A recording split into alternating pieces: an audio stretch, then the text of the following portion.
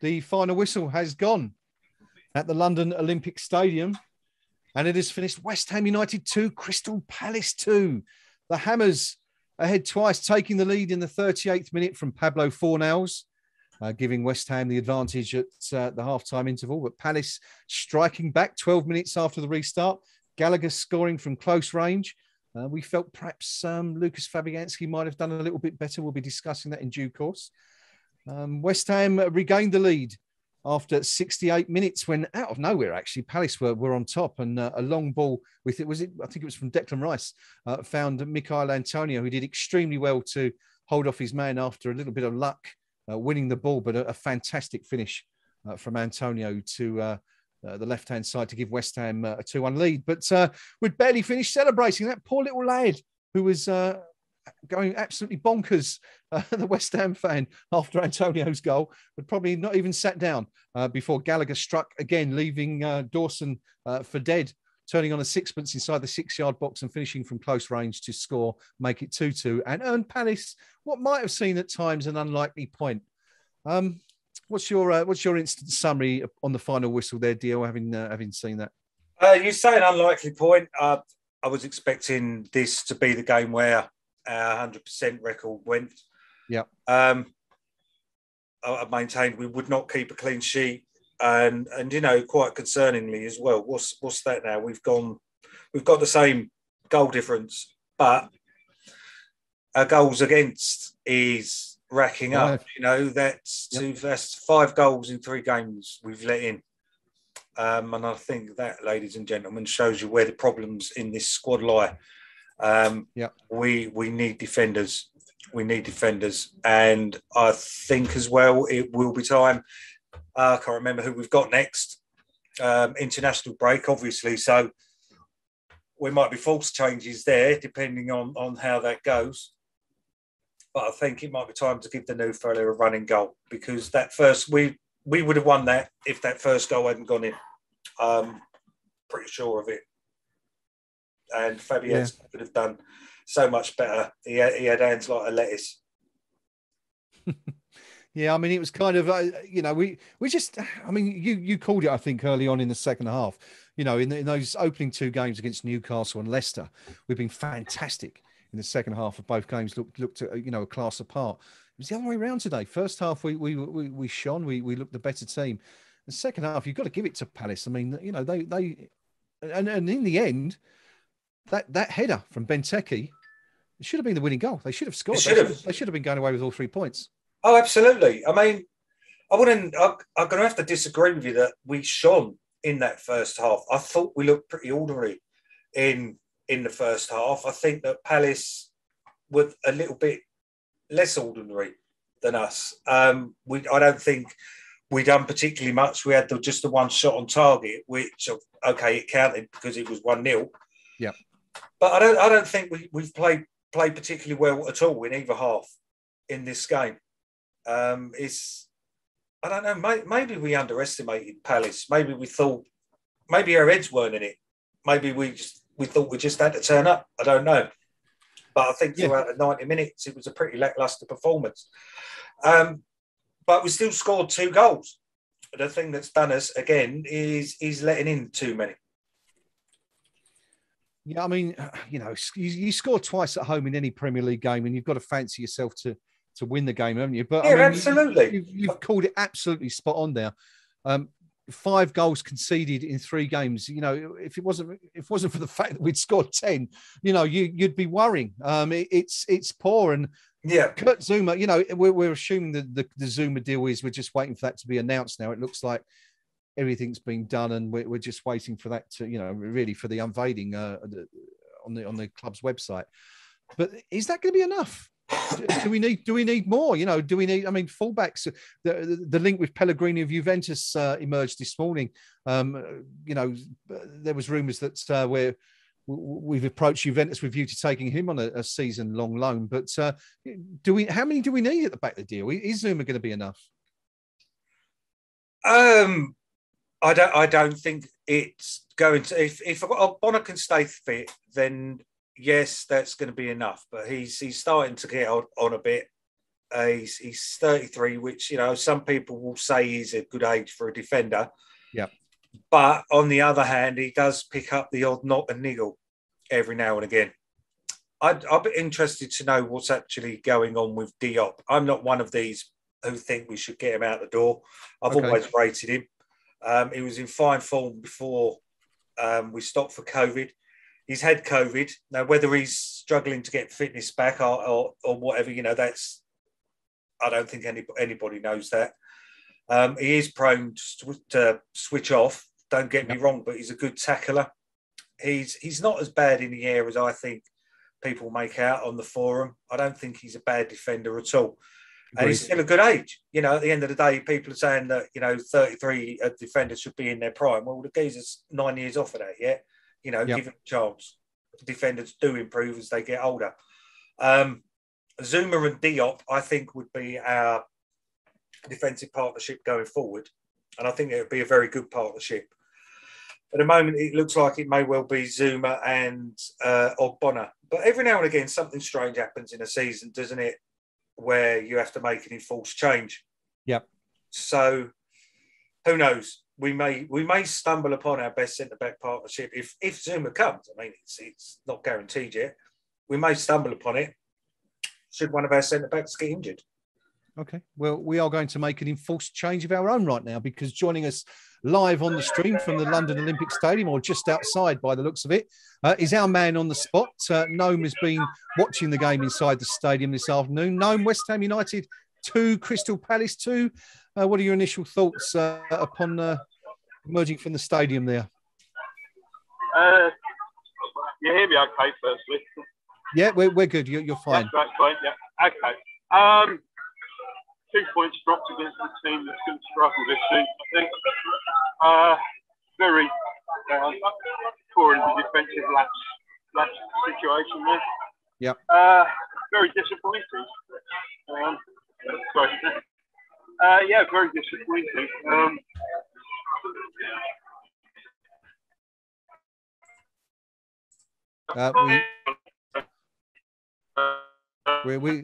Gnome seems to have gone into freeze mode again. He's become a Dalek. No, we've got you back. Sorry, okay, no. Got me. Yeah, we've got you back again now. As Neil said, you went into Dalek mode for a moment there, but you're loud and clear again. Please carry on. Yeah. Okay. Declan, I thought had an off day today, as did the aimless passing from Cresswell of a few years ago. People made a return. We just sort of lost momentum. We lost some of the passing was shocking. Yeah. Which, as good as it had been in the first, you know. And get the way back to station. But, yeah, I mean, I guess we were spoiled the last 2 games a little bit. Yes. But no, I mean, you get 2-all draw against somebody that's going to be doing something this season. You think one thing, but you can't help feeling that. Definitely. Yeah, definitely. I mean, that definitely seems to be the view from everyone who's been commenting so far. Anyway, that you lead twice against at home against any team really, and you should be looking to take all 3 points. So very disappointing. Did anyone really stand out for you from West Ham today, or did you feel like we did that there was a general malaise over the entire team? Yeah, I think it was a general sort of malaise. I thought Antonio probably the pick of a bunch. Ben Rama, apart from his part of the first goal, was largely anonymous, I thought. Yeah. You know, it's as I say, if we have an off day like that against somebody good, we'll get beat, sort of thing. So I guess if you're having an off day, have it against Palace where you'll get a draw out of it. But clutching at straws for something there, really. But, it's a point. Not sure what that does for us in the league table, but we had our week in the sun, I suppose. Yeah, I mean, just specifically touching on the Palace goals, there was a bit of disagreement over the second one. A lot of people felt that Dawson was really poor, but others saying that it was just an extremely a clever turn and finish by Gallagher, who, I think we can all agree on was outstanding today for Palace in both halves. Well, second half anyway, perhaps, but it's difficult because, it was a good turn and all that. But I thought that defensively, to allow the ball to get through them in the first place was where we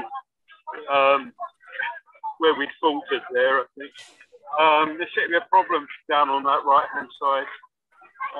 Again, against Leicester, the first 15, 20 minutes, our right-hand side worried a bit. So the wheels fell off for Leicester, but I didn't think Dawson had a good game today as well. I mean, there were too many off those. Yeah, there was. I think that's the point, isn't it? Just too many players not attaining the same heights they'd reached previously. We're joined also by Pinky now, coming at us from the looks like the posh seats once again. What's your view on that one, Pinky? Looking back, I mean, we thought we should have really gone on and made good that half-time lead, but it didn't turn out that way, did it? Palace pulled it back twice and really should have won it at the end with that header from Benteke. Yeah, I think ultimately, how often are we as West Ham United supporters going to sit here after a game when we're top of the table and be disappointed? I mean, this is probably what it feels like to be a Man City fan these days. We're top and we're disappointed because we've not put another team to the sword. And I felt we let this one get away from us today. I mean, to let one, the first lead go is bad enough, but to let a lead go twice in a 90-minute match is, I won't use the word unforgivable, but it's unfortunate to say the least. I think we took our foot off the gas a little bit. Weren't quite positive enough when we needed a bit more. And you've got to say, when you're seeing the likes of Yarmolenko coming on as the second change, as your game changer, the game's up really, because we know he isn't quite good enough to do what we need him to do. And I'm afraid, without being too negative, because we are sitting top of the table, we're back to the old squad depth again. And the manager's looking to his bench to say, well, what have I really got there to go and win me something? What I would say in the second half, Antonio's goal, absolutely sensational finish. Yeah. That's as good as a finish or a strike of a ball as you'll ever see in this ground if you come here for the next 94 years. I mean, being no doubt, he buried that. And for a player that actually isn't a striker, he had an absolutely awesome game this afternoon, Mikel Antonio. I thought he dominated the game. I thought at our end of the pitch, Craig Dawson generally was pretty solid, had a good match. But, Palace, dare I say it, they're a bit of a bogey team at the minute, and they did just enough. I mean, I don't think anyone's fooled by Crystal Palace. Yep. If you want to see the definition of a long, hard season, you watched it this afternoon, and it's Crystal Palace. Okay, good stuff. Just want to go back to the first goal. No, let me bring you back on this one, if I may, briefly.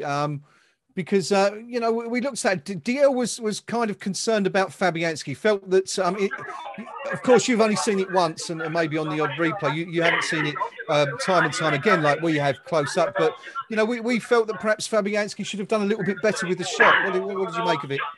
You've got the advantage of me there because, as you say, I only seen it once. Yeah. Didn't see where the shot went in relation to Fabianski. So I can't really comment on that one. Okay. I'm not really used to use it. Okay, no worries. I'm gonna bring DL in to take over because I'm asking all the questions here. DL,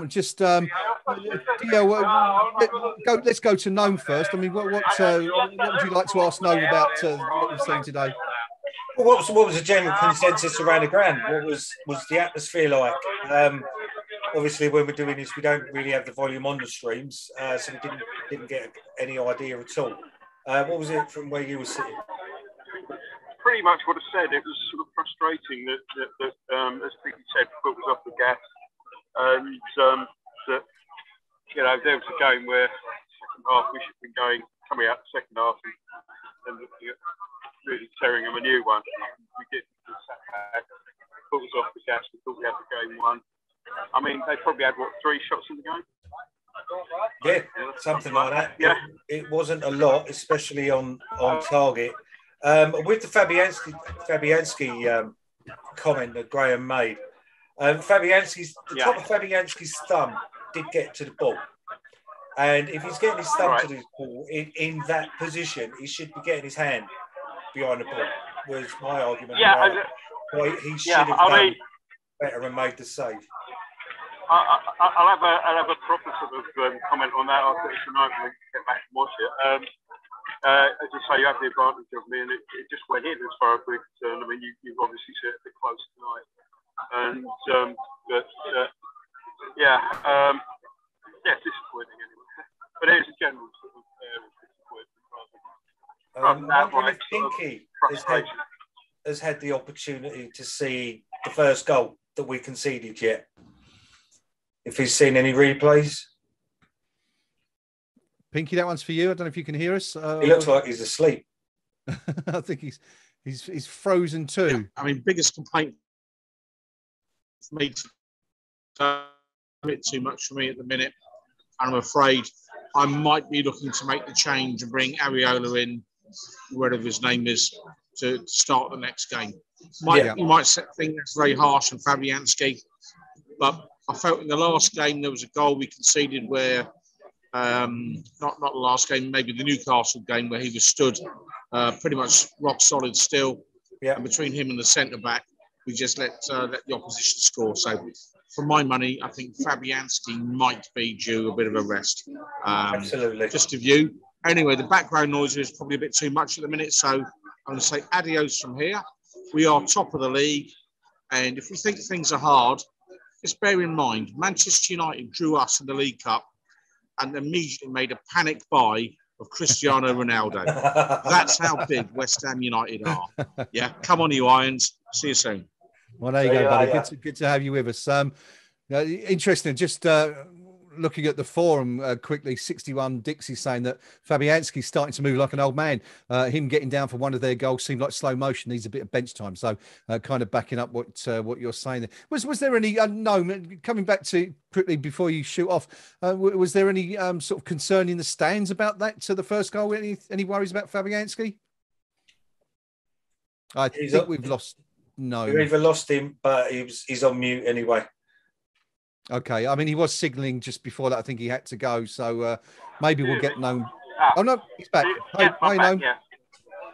You just said you just started to talk to me and everything froze. So I'm back again. I was just asking you. You know, we were talking with Pinky about that first goal there. That we felt perhaps Fabianski could have done better with. Was there any concern in the stands about it? Anyone moaning about Fabianski? No, I mean, again, it's possibly because when you see it and you see the replays and you see things that you can analyse it a little bit more, we just sort of go in. I would say that apart from anything else, she did have a good long rest in the first half, so she yeah.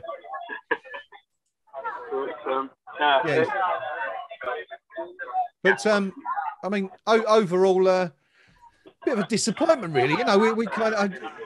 Do you think that was sort of like the West Ham of old coming back a little bit, whereby we've gone out and done it again, done it at a ground that we traditionally do poorly at, and i.e. St James's Park. We've performed fantastically against Leicester, one of the the better teams in the division. Here we are against a side that, as you said, I think right at the top of the game on paper you'd be expected to beat, and once again West Ham have come up short, and as we have done so often over the years.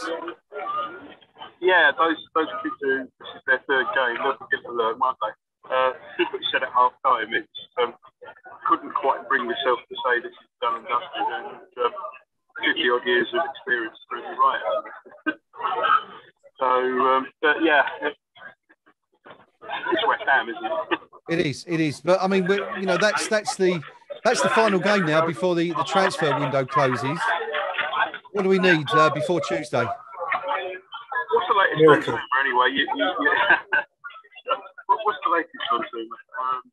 Well, we're still waiting for it to be confirmed. There's still no confirmation as far as we understand. It's pretty much done and dusted, but still nothing from the club. So we're hoping he's coming in. But would that be enough for you in terms of defensive reinforcements, or do we still need more? What we need and we're going to get is obviously two different things here. I'd like to see another one, but it looks like all the defensive eggs are going to be It's, as Frankie said earlier on, when we needed something to create sparks, to do something different.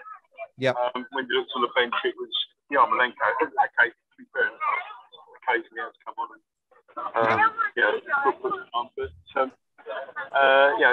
Yarmolenko and Lanzini really. I'm always worried when I see Antonio at the end of the game, make sure he's walking off properly in those hands. Because anything else to win, we're stuck. Yeah, I mean, DL made exactly the same point during the second half when we were, we approached the last 15, 20 minutes. And, and we were looking at the bench and DL was saying, well, all you've got there is Lanzini and Yarmolenko. And that's it. I mean, the rest, Coventry, Noble, central midfielders, the rest defenders. And even Lanzini and Yarmolenko, they're great players in their day. But have any of us got any faith in them to really come on and change a game, like we need to? Yeah, I mean, Lanzini, sometimes it's just too much to do. And again, I don't know what time of the stuff made they work exactly. Well, it was Yarmolenko came on after 87 minutes. I think it was, and Lanzini was 78. So, we waited until 12 minutes before the end for the first. Yeah. So, again, 12 minutes, if you need a game change, it just gives you some time to do it. It's a traditional voice thing, isn't it? But, talking about the players that were on... Sorry, no. Talking about the players that started the game, DL... LTEL 1010 on the live chat asks, do you think Dawson is being found out a bit? What do you think about that, DL? Do you think that maybe we've seen the best of Dawson, or is it just a one-off today? Oh, found out. I don't think there's a lot to find out about Dawson. He's an old-fashioned body on the line defender, isn't he? Ask him to do the tricky stuff and whatever, and he's another James Collins who time and time again, we absolutely loved him. Yeah. But he always had a game like Dawson's had today. I think Dawson gets a little bit harsh. It's not his fault that he's not a proper ball playing modern defender. He's old school. He's the defensive equivalent of an Andy Carroll. Yeah. And he's a dying breed at the end of the day. I'm not going to criticise him because he's not a modern defender per se. I'm not going to criticise him because of a little bit of magic. And I will say it was a little bit of magic from Gallagher. That was a superb goal. I've watched it over and over again. Mm-hmm. And you could argue that he shouldn't have been in the position in the first place, but replay that goal. That was a deft touch from him, a lovely turn and an absolute beauty of a shot. If that was Antonio that had done that, we'd be jumping for joy and saying how wonderful the goal was. It was a good goal. Sometimes you just cannot legislate for that at all. Fair enough. I mean, I guess the point here, isn't it, that when we signed Dawson, he was here as our fourth choice defender behind Ogbonna, behind Diop, behind Balbuena as well. And now here we are in a position where, because we've lost Balbuena, because Diop's form has dipped for whatever reason in recent months, he's now our first choice defender. And I guess, Gnome, Dawson was never intended to be that, was he? He was never expected to be playing week in, week out. But for whatever reason, that's exactly where we are. So was that aimed at me, right? It was, sir. It was. Yeah, sorry. Pay attention. No, sorry. I was just detained at the stop go. Yeah, he's done a job so far for us, but we shouldn't sort of try and blame him as Neil said for something that he ain't. And one thing I would say though is that the finish was good. My concerns was the way that all was allowed to go in there in the first place. Yeah, you can't legislate the finish, and I appreciate that, but you can look at the build up to it, and I thought we were very much lucky in that. Yeah, I agree. I don't think any of our defensive six had a particularly good game, and when I say the defensive six, I include our defensive midfielders in that. Souček was pretty quiet. Declan had an off game, and you know it happens. But at the end of the day, if you've got your two central midfielders having an off day, and then you've got a couple of defenders having an off day, and a geriatric goalkeeper whose agility is now of a rusty spring, you're on hiding for nothing. You know, 5 goals in 3 games. You know, that's it's not particularly good, and not all of that is Craig Dawson's fault, which is unfortunately seems to be the way the narrative is going on social media and the forum. And I think it's unfair and it's unjust. At least the entire bigger picture needs to be looked at. When you've got Dawson as the last man, you have to start questioning your central defenders, your central midfielders, and the rest of your defence, because it shouldn't have been there in the first place. No, and perhaps also the transfer policy of the club that means he's playing week in, week out, I guess.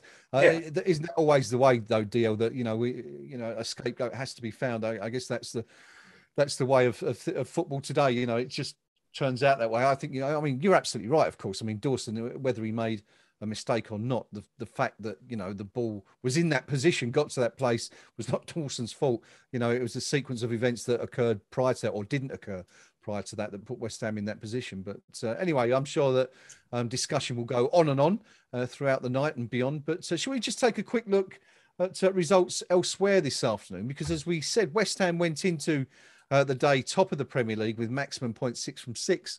It was a question of whether we could stay there or not. Well, we saw Arsenal humiliated pretty much by Man City at lunchtime earlier in the day, smashed 5-0 by the citizens up at the Emirates, Man City's Emirates, I should say, not Arsenal's Emirates. A game in which Arsenal played with 10 men for much of it. Gnome's giving me the finger. I'm just going to... You mean the Etihad, mate? Yes, I'm doing it again, aren't I? This is the second time. Austria. Vienna, Salzburg, so different.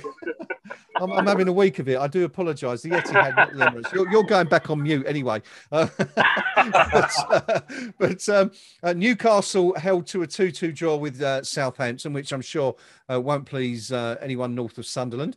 Brighton beaten at home by Everton 2-0. Good result that for the Toffees, given that Brighton was second in the table before today. West Ham, as we know, drew 2-2 with Palace. Norwich beaten at home by Leicester 2-1, which is a pretty valiant effort, I suppose, for the new boys. And in the other game today, Aston Villa being held to a draw by Brentford. Brentford, of course, led in that one. The upshot, of course, deal, of course, is that West Ham is still top of the Premier League after everything today. So could be a lot yes, worse. Indeed. I mean, if Liverpool and Chelsea draw, we're top of the league again tonight. I don't know who Tottenham got tomorrow.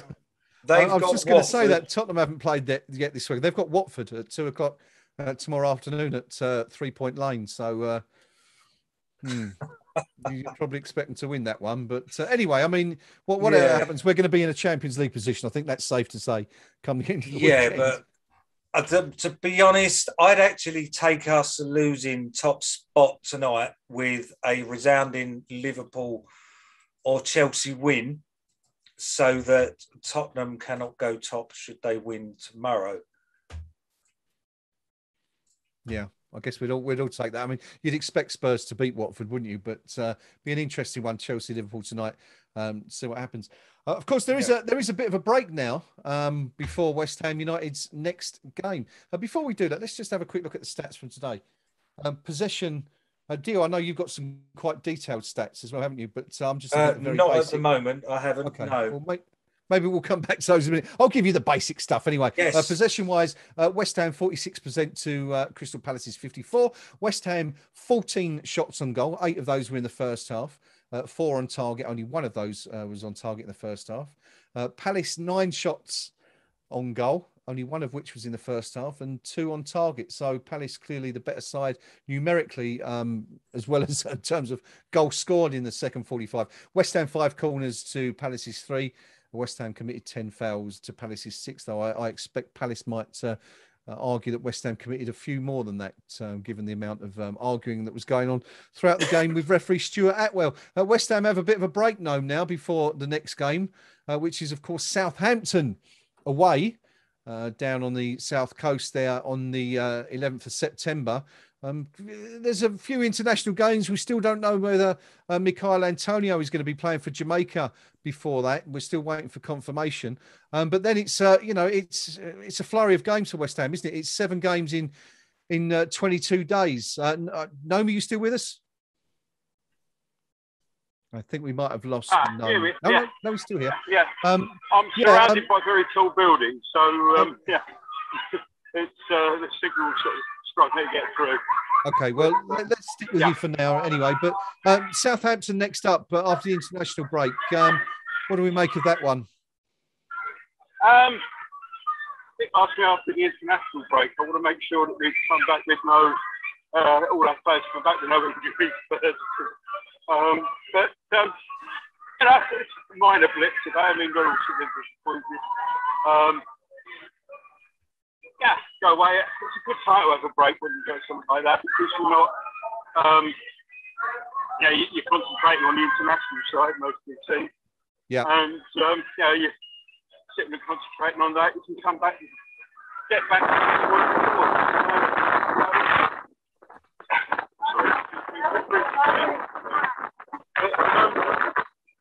we've lost you. I can still hear you.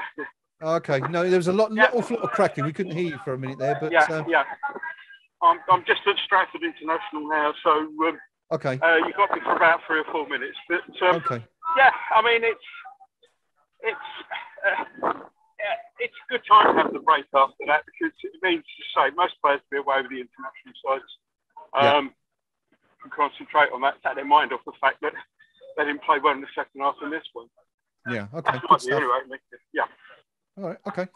DL, I mean, no said it there. You know, it's we don't know how everyone's going to come back from that international break. Hopefully, everyone will still be fit and ready to go. But of course, we've got the transfer window to come between now and then. So we it's difficult to know what sort of side we're going to be putting out. Assuming Kurt Zuma, assuming we get that one over the line before Tuesday, you'd expect Zuma to perhaps be lining up against Angelo Ogbonna. What sort of proposition is Southampton these days, as far as you're concerned? Have they still got that Ralph Hudson bloke as their manager? They have, yes. They have. Well, I think David Moyes has, since he's been back, has pretty much schooled him, hasn't he? Every time we've played them. Yeah. It's. I don't want to run ahead of myself, obviously, and be too confident. But you know, when you just get sometimes it's not about the two teams; it's about the two managers, and he seems to have this Ralph bloke's number. And I can't see him out Moyesing Moyes. It's the same sort of thing as Brendan Rodgers against Moyes. It's just one of those things, isn't it, that they just can't seem to beat him. And I think this, I'd like to think we'd win. It depends on, as Gnome said, who comes back from international duty and whether we've picked up any injuries. Again, it depends on who, if anybody, we sign in the next 3 to 4 days, even. At the moment, I'm not particularly confident of, how can I put it? Not our defence per se. I think he needs to be putting Areola in for the next game. Yep. He's got a relatively young 6'7" goalkeeper who, from what I've seen, is extremely agile. And I think that would have stopped one, maybe even just 2 goals that Fabianski's let in this season. Now, I'm not saying Areola's a perfect keeper. He's not. There is no such thing. However, I think that our goal difference would probably be round about +7 rather than +5 if we played him from the start. And I do get why Moyes has stuck with Fabianski. He's got the jersey. It's his to lose. And you do wonder whether, I don't know, whether his focus has shifted, whether Fabianski's concentration has shifted, because he has got somebody breathing down his neck. Yep. Maybe, it can't be easy knowing that you're a goalkeeper that's in, how old is he now? 34, 35, is he? 36, I think now, yeah. Oh, is he really? That's older than I thought. He knows he's got this young upstart that's a very good goalkeeper, breathing down his neck. And I don't know, maybe that's affecting his performance. It's going to be a self-fulfilling prophecy. But then he didn't have that last season. And, you know, he was doing similar last season as well. Yeah. The one that sticks out most in my mind is the Liverpool game, where he had an absolute shocker.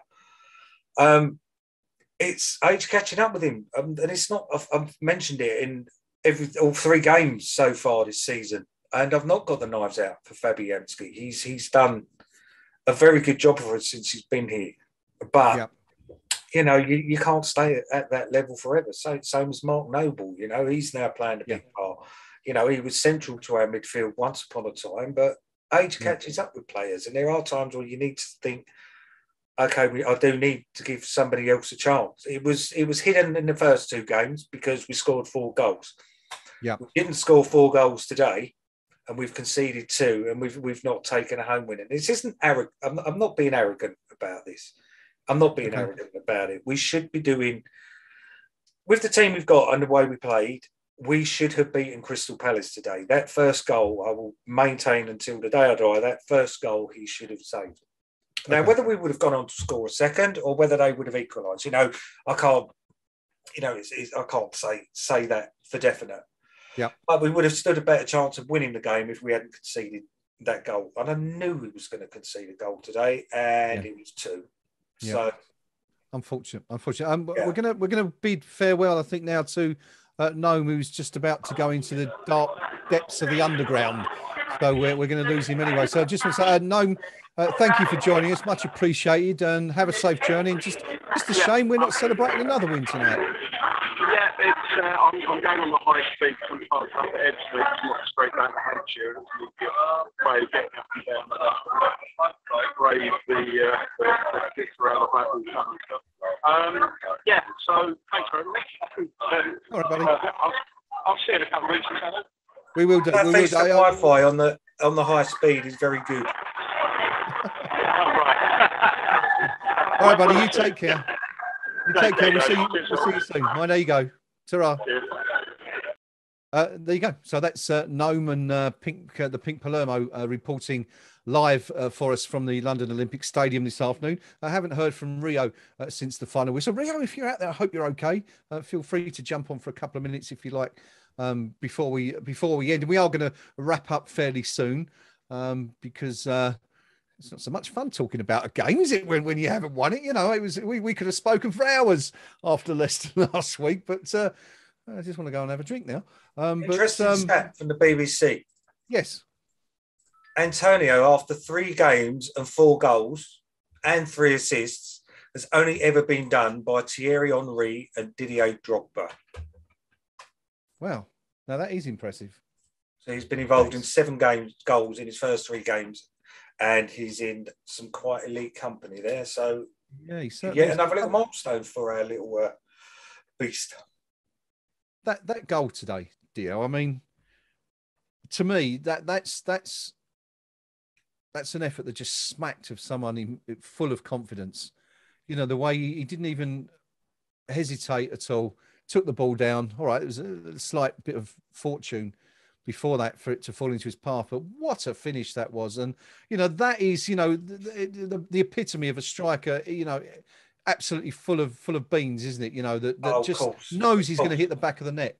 But he made his good fortune. He was there. He was harrying. He got between he bullied the defender. If he weren't there doing it, it wouldn't have come down for him, would it? And again, so that I don't know. Sometimes you have to make your own luck, and at the moment, Antonio's is doing that in abundance.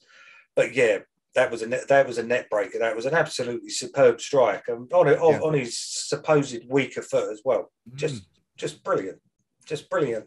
Still get the heebie-jeebies when he runs, though. I am just waiting for that hamstring to go, and that's where we need somebody. We need somebody else in. We do need, whether it's an out-and-out centre forward or a Jesse Lingard-esque player that can chip in with some goals. I've said last season, what a shame that Haller went. because I still dream of what he would have been like with Lingard. I think he would have been absolutely superb, because whatever you say about Haller and his immobility or whatever, he's a striker. He's a goal scorer. He's a if you want the ball to drop 5 yards in the box, would have wanted it to drop to Haller. And I think it was absolutely crazy business letting him go. Absolutely bonkers. Because with him, I think if he was on the bench today, we could have swapped that round after 60. Yep. With a very, very good option. Yeah, we and could. Then what? You know, for the sake of 20 million or whatever it was we owed on him, it's probably the worst bit of business we've done after signing Jack Wilshere. And also what's kind of concerning is the fact that if, as David Moyes is worried about, he says he's not sure he's going to get another forward or striker over the line, and that could leave us a whole calendar year. I mean, I wrote an article for KUMB earlier today where I mentioned this. We sold Haller in January 2021. If we don't manage to replace him this summer, that's going to be a whole calendar year without a single natural. I mean, Antonio is a striker for all intents and purposes these days, but he's not a natural striker.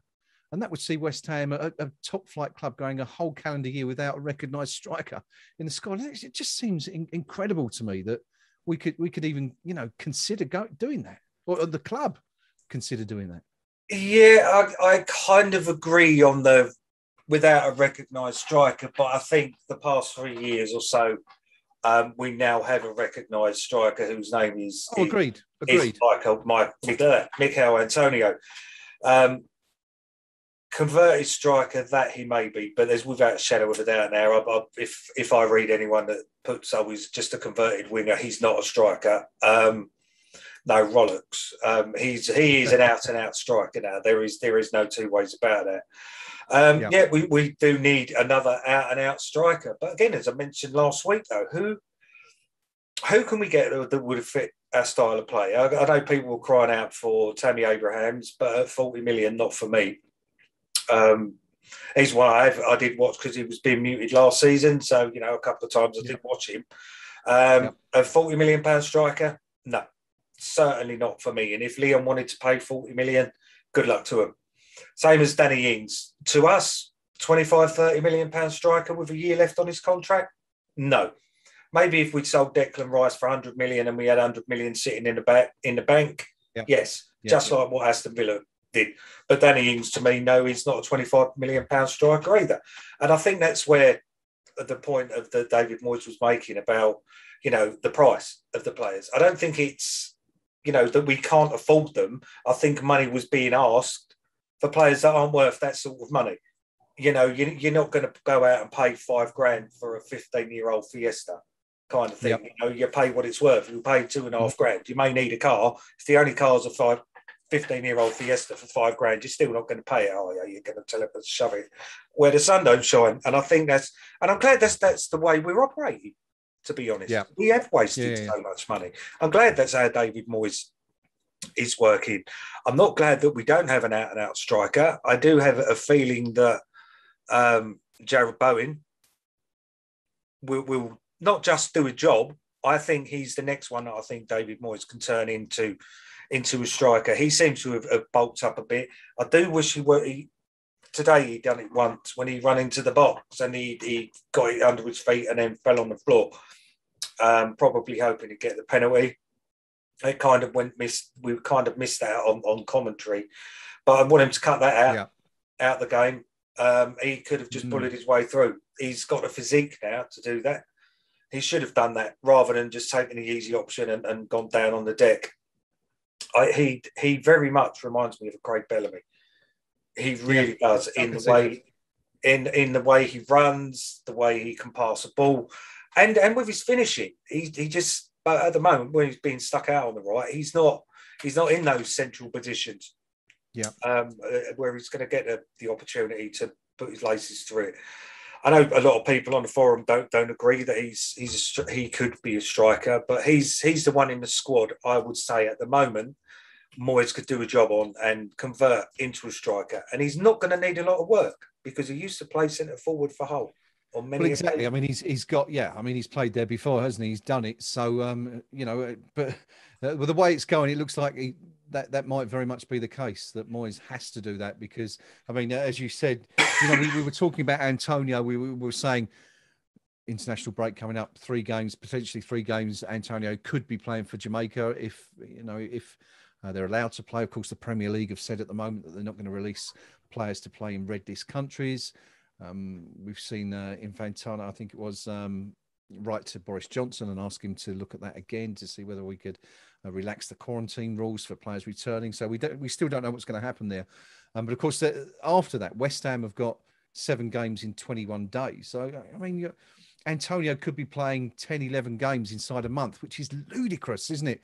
For a player like that, and especially a player, as you pointed out, with hamstrings as dodgy as Mikhail's. But we will find out anyway very soon. It's all going to unveil in the next few days. The transfer window closes on Tuesday, and of course, until then, the speculation and rumour will be rife as to whom West Ham can potentially bring in ahead of the transfer window deadline, which is 11 p.m. I think, isn't it, Dio, on Tuesday night?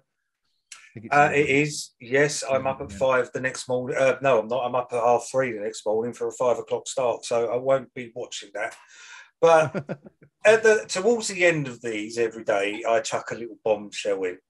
Yeah, I do chuck a little bombshell in. And what with there being our last game before the closure of the transfer window,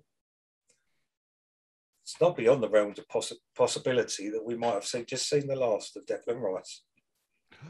Ooh, there you go. Now that would be a bombshell.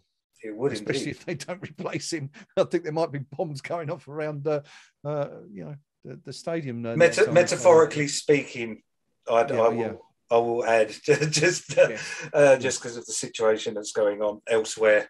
I'm going to do a PAI now and mention Afghanistan. So we haven't even mentioned PAI tonight, have we? We haven't. No, which is probably a good thing because as we know, they're going to be, they're telling us that they're going to be submitting a fresh bid for control of the club next week, and of course we'll report on that in due course. But I think that's just about it for today, Dio. I think we've pretty much covered everything, haven't we? Yeah, I think we have actually. Okay. I've just put the fear of God in people with the Declan Rice comment, and I'm so cheeky. Yes, you are. You are. I like it. I've just had it out. Leave it out, DL, on the chat. Just come up from Moby Dick. Do you know what, though? I really would put it past the ball to accept it. Oh, no, surely not. Well, who knows? I really would. But, I mean, the whole point about this Declan Rice thing, deal, is of course, that their resolve hasn't been tested yet. No one's come in with that imaginary £100 million bid. And, they haven't. Would David Sullivan really turn it down if on Monday morning there's a call from Bruce, what's his face at Chelsea, to say, David, we've thought about this and we've decided to, give you what you want. Who knows? Well, indeed. I mean, who have Man United got next? I don't know. No idea. Who are they playing next? Let's have a little look on the fixtures. This is being very, very naughty. I know. Where are you going with this? I know. Who have they got? Today, August fixtures. Here we go.